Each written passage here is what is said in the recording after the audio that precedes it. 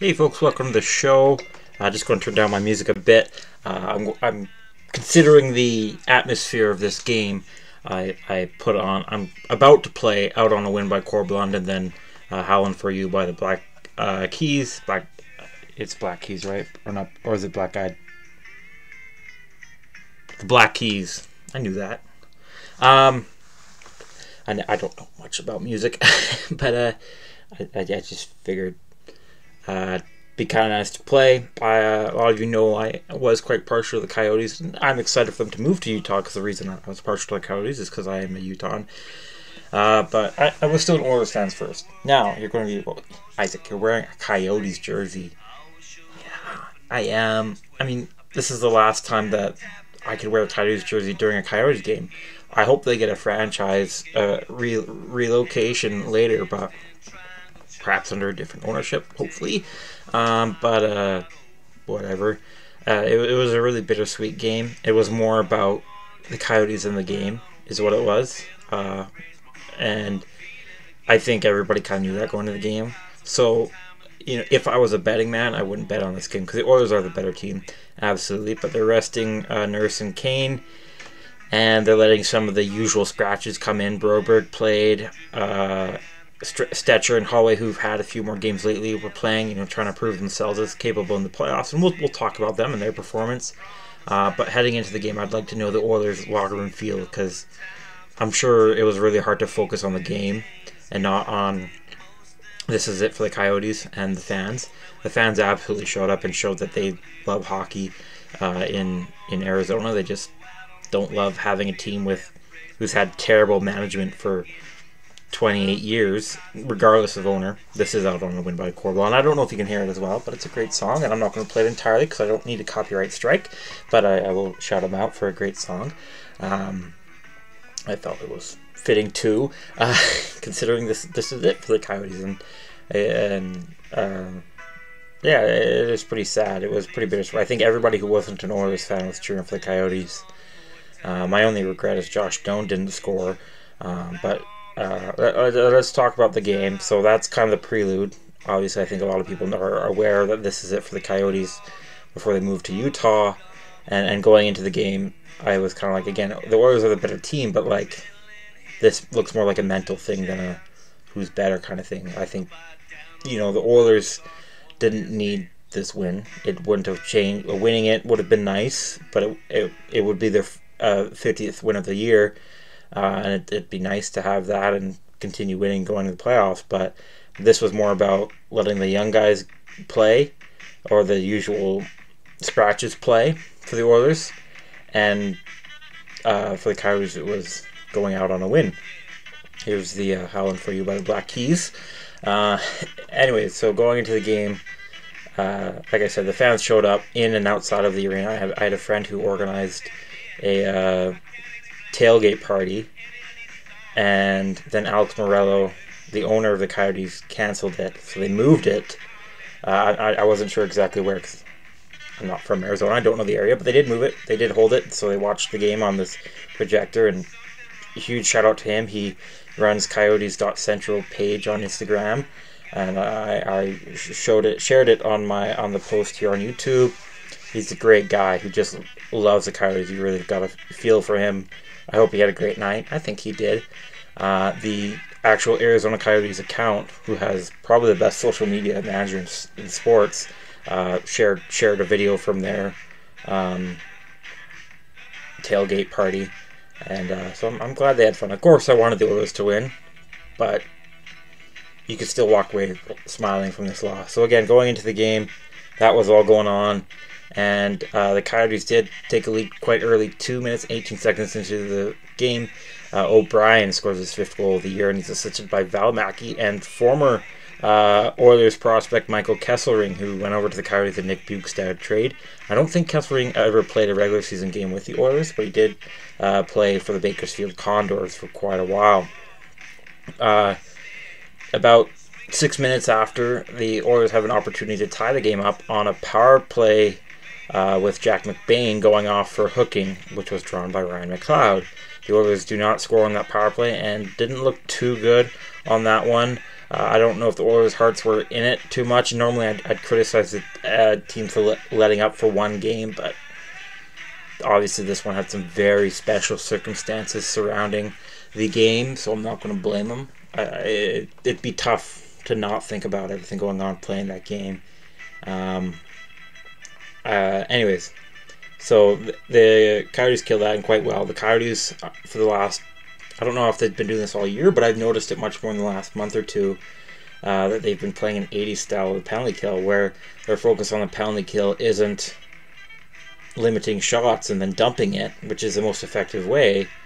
But it's been better for the Coyotes lately when they do the 80s style of get the puck and stretch, pass it out to a fast guy, usually Logan Cooley. Logan Cooley did have a couple shorthanded chances throughout the game. Not many got on net, as there's usually an Oiler there stopping him, but he got close a couple times. So that power play is killed, but the Oilers do manage tying it up 13 minutes and 6 seconds into the first, with Sam Carrick scoring his 10th goal of the year, and he's assisted by the Oilers' seemingly indomitable defensive duo of Matthias Ekholm and Evan Bouchard. And it's a tie game at the end of the first period, shots 10-6 for the Oilers. Second period, the Oilers get another power play opportunity, this time to take the lead when J.J. Moser trips Warren Foegele almost 4 minutes into the second period.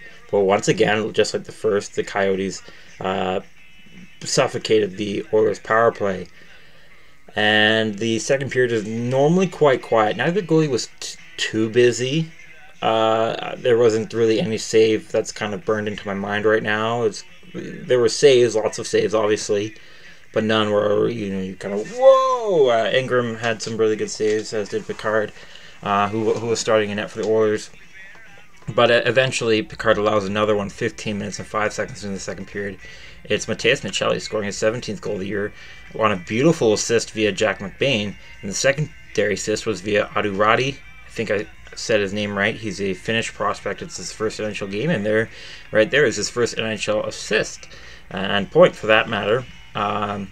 It was one of those floating saucer passes where that went by Evan Bouchard's stick. It's one of those things where it's hard to judge Evan Bouchard because so the saucer pass went by Evan Bouchard and allowed Maccelli to have the breakaway and score. It was such a nice pass, so it's hard to blame Bouchard, but at the same time, you wish he could get those. It's kind of the same thing of watching a goalie allow a really nice goal. It's like, yeah, it was a really nice goal. It's hard to blame the goalie, but you also need that goalie to be stopping those. So it's hard to judge Bouchard on that one. But anyways, it's 2-1, and the period ends. Shots were in favor of the Coyotes during that stretch, 9-8, with the score 2-1. I don't know why my music stopped. Why did it stop? Oh well, I don't know technology too well. I don't need it playing, but I like it. We'll just continue playing. Anyways, you're not here for the music, I hope. If you are, I have a public playlist for Western Canadian country music. It's titled that. It's by Isaac West. I don't get money from it, so I don't really care if you go look at it or not, but if you're interested, there it is. I also have one for all the Halo music, because that's the other one I listen to here. There. Anyways, entering the third period, 2-1 for the Coyotes, and a minute 55 seconds in. This time it's Warren Foegele getting the tripping penalty, and it's drawn by ARI. That power play is killed, and exactly 3 minutes after that, the beginning of the power play, so exactly 1 minute after it ends, Arizona does manage to score and add to the lead with Lawson Krause scoring his 23rd goal of the year, assisted by Kolyashonok and Dylan Guenther, an Oil King alumni who is on the score sheet again later. 3 minutes after that, Warren Foegele scores his 20th goal of the year. If you remember from the last game against the Sharks, I mentioned how Foegele isn't allowed to have 3 goals, but there's lots of chances where he should have had that third goal, but that third goal just clearly waited for this game. He scored his 20th goal of the year. It's his first time reaching that mark, and he was assisted by Philip Broberg. It's his first point of the year, as he hasn't played much. I think this is like his 11th game. And he had played in a more expanded role this time around than he used to. Well, again, we'll talk about more of him later.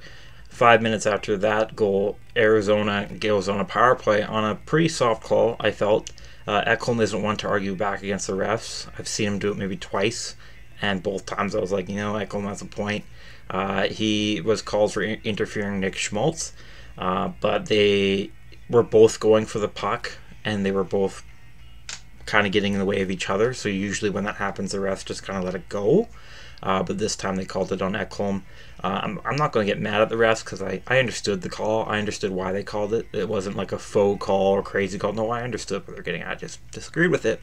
But at the end of the day, it didn't really affect the game, though it did affect the score, because on that power play, the aforementioned Oil Kings alumni Dylan Guenther scores his 18th goal of the year, and he's assisted by Clayton Keller, who's on my back for this jersey. I love this jersey. And he's also assisted by Alexander Kerfoot. Then not long after that, with 5 minutes left in the entire game, Chris Knobloch decides to pull the goalie.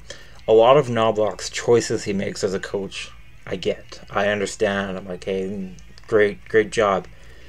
But he likes pulling the goalie early, and I don't get it. I know the Oilers are one of the best at keeping the puck in the opponent's zone, but at the same time, it's not like you need more than one shot on goal to score on the empty net. You just need one to be on goal, and it's in. 5 minutes is quite a lot, even for a 2-goal lead.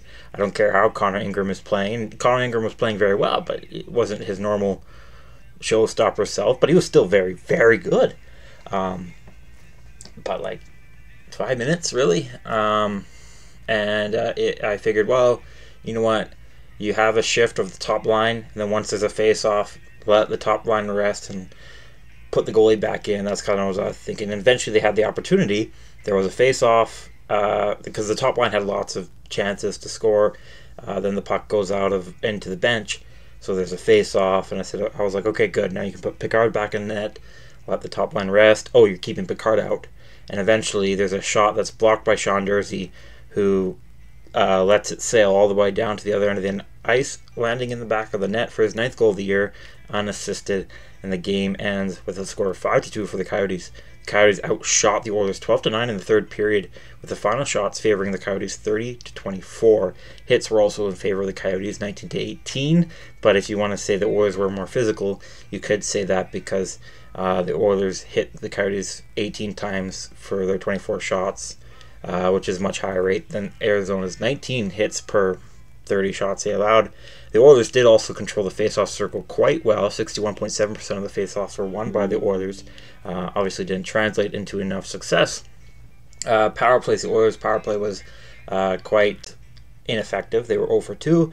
Penalty kill was mixed results. They were 1 for 2. The first penalty kill, McLeod was excellent on, almost single-handedly.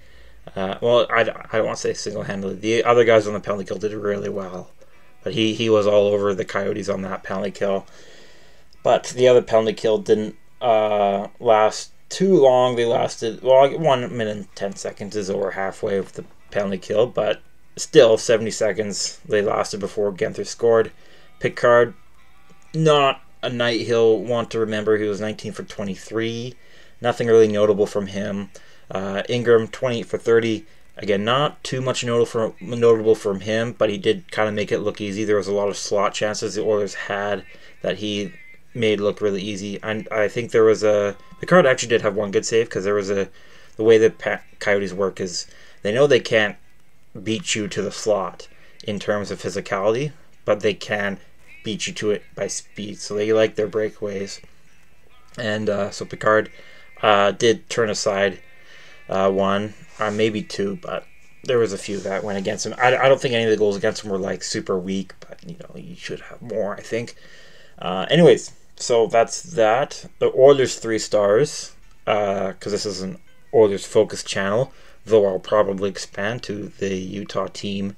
That's a different discussion for another video, but the Oilers 3 stars. Third star, I wanted to give to McLeod for his 3 takeaways and excellent penalty kill, but I decided to give it to Brett Kulak. There's a few, usually the thinking is, okay, if you're not a good defenseman or if you're an okay defenseman for 12 minutes of time on ice, you're probably not going to get better the more you play. Makes sense. But some defensemen are like that. Brett Kulak might be like that because he played 19 minutes and 1 second tonight. That's one of his heavier workloads, and hey, he's a third star. He was very good. He was a -1, but he had 3 shots on goal. He was very smart in a lot of his offensive plays. He doesn't get nearly enough points to show how good and smart he is offensively. He was very physical.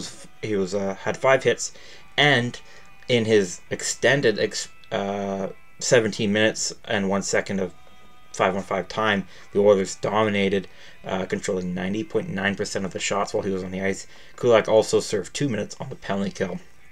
Sam Carrick is the second star for the Oilers. He had a goal, 2 shots on goal, an excellent 10 for 15 in the face-off circle.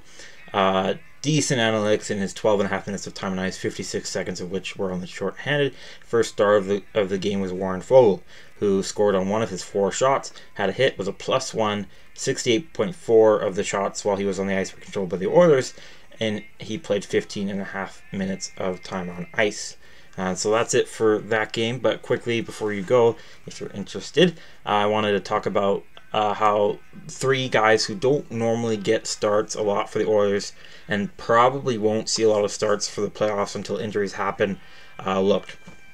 Beginning with Philip Broberg, I mentioned how Kulak gets better the more he plays, and that's obviously true with Broberg. His worst games are always the ones he doesn't play a lot in, and yes, the AHL is a level lower than the NHL, but he's just so much better in the AHL, and not just because it's like, he doesn't have to put up with Nathan McKinnon or these guys, but he just looks so much better, so much more comfortable, and because he's playing way over 20 minutes. And this game, he didn't play 20 minutes, but he didn't play his usual 10 minutes. He played 16 minutes and 50 seconds, nearly a minute of that on the penalty kill.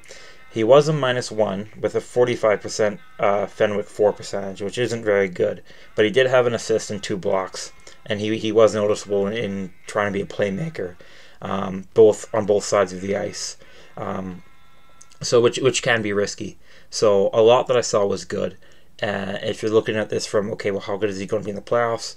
There's certainly a lot of potential there. He can be serviceable in the playoffs, but maybe his ability to control the ice or control the play is a little questionable, but he is, again, quite serviceable 5-on-5 and on the penalty kill. Dylan Holloway, probably the most exciting of the 3, didn't score this like he did last game, but he did have 3 hits. Was a -1 though, but the Oilers were dominant when he was on the ice, controlling 75% of the shots in his 13.5 minutes time on ice. It's always fun to watch Dylan Holloway because he's always really good on the forecheck. Loves to play the body, and I love watching it. Very good with his stick as well. Speaking of that, I'm going to call out McLeod again. He had one of the most beautiful takeaways I've ever seen. It should have been a tripping call. Or, I mean, it shouldn't have been, but it was so close to being a tripping call. If anybody else did it, I would say he's going to trip the guy. But he never touched the Coyotes. He was able to reach his stick around the Coyote player who had the puck to poke it. He was kind of like, you'd have to see it, but I don't know if you can find it. So I'll try to demonstrate sitting down. he like, his back was almost like his shoulder was to the Coyotes player, and he was able to have his stick wrapped around the Coyotes player to poke the puck out, and then McLeod quickly turned around and grabbed the puck, and the Oilers had a chance. And this was on the penalty kill, so the Oilers spent quite a bit of time in the neutral zone on the penalty kill, mainly due to McLeod's play. Not to discredit the other guys on the ice either. Maybe I should have put McLeod third star. I've mentioned him 3 times now. But anyways, so that was Holloway. Yeah, I loved watching him. I love watching him play. He'll definitely, I think, be a good force in the playoffs, but hasn't yet proven himself to be a regular player. But on a line with Perry and McLeod, he's looked very good. And the third guy who doesn't get a lot of starts is Troy Stetcher. I anticipate him to be a 7th defenseman or 8th with Philip Broberg once the playoffs come around. But the former Coyote, was all right. He wasn't too noticeable, but he played 16 minutes and 4 seconds on ice, which is more than usual. He had a takeaway, and the Oilers were slightly more favorable in terms of shots while he was on the ice. 52.6 Fenwick 4 percentage. So it was I don't want to say mediocre. It was good. It just wasn't noticeable. But anyways, that's it for this video. No, it's not. I forgot to talk about the most important part, was the after show. Kind of Coyotes doing one last howl, one last salute to their fans. Shane Doan joined DeBrusk and Michaels in the second period, being a third commentator. It was great to hear him. I forgot that Louis DeBrusk played with Shane Doan. Louis DeBrusk played 3 or 4 years with Shane Doan and the Coyotes in the way early in the early 2000s, so he's quite a big fan of Josh Stone, who unfortunately didn't score, but that's okay. You could see the fans really loved this team. It was just hard to support them because it wasn't well managed by this ownership group. It wasn't managed by the last one or the one before that. I don't know if they had 2 or 3, but it went through a lot. Regardless of who was the owner, it went through a lot that wasn't good. And when they did have something good, like the 2011-12 year, management couldn't capture that momentum and squandered it. And this goes back to the Jets in the 90s. They were really good in the 80s, but didn't have much to show for it because the Oilers and Flames were in their division, and the Flames could have been a dynasty, and the Oilers were a dynasty. So it was, anyways. Hopefully they have better luck in Utah. Obviously, because I'm a Utah fan, I'm saying that, but because I do kind of wish good for this roster. I really love the Coyotes roster. It was quite an emotional display for a lot of the fans. They did say Salt Lake sucks, which it doesn't. And yes, I'm speaking as a biased Utah. That's okay, but I can let it slide. There, I'd probably be saying the same thing if I was a Arizona resident and Coyotes fan. So I'm not gonna judge him. I'd say, yeah, sure, for tonight Salt Lake sucks. Anyways, yeah, it was. I'm glad I got to watch the last Coyotes game. I'm glad they won. I would have been more glad if the Oilers won, yes, but I'm glad the Coyotes won too. I'm glad it was good for all the fans, and I hope the Coyotes get another chance at the NHL, ideally under a competent owner, but they're 0 for 3 at this point, so that's why they're moving. Anyways, that's it for now. Excuse me. Got a lot of playoff previews to do in the next 48 hours before playoffs start Saturday. And there'll be one more Oilers review for the game 82 tomorrow against the Colorado Avalanche, which I expect the Oilers to play better in. The Avs are a better team than the Coyotes, but I'm less scared to play. I'm expecting a win more against the Avs than the Coyotes because this game was more than just about the game, but hockey in the desert. Whereas that background noise isn't going to be a part of the Avs Oilers game tomorrow night, which should be a good one. The last two were quite good. The first one was very entertaining. The second one was very entertaining if you're an Oilers fan. Third one, I hope so is true. Again, one last game before the playoffs. Hope to see you there in that video. Hope I see you in the other videos. You can see them faster if you're subscribed, and turn on notifications. And with this video, I hope you leave a like if you think I earned it. Dislike as well if you think I've earned that too. Sometimes I do. And comment your thoughts down below. Thanks again, and I will see you whenever I see you next.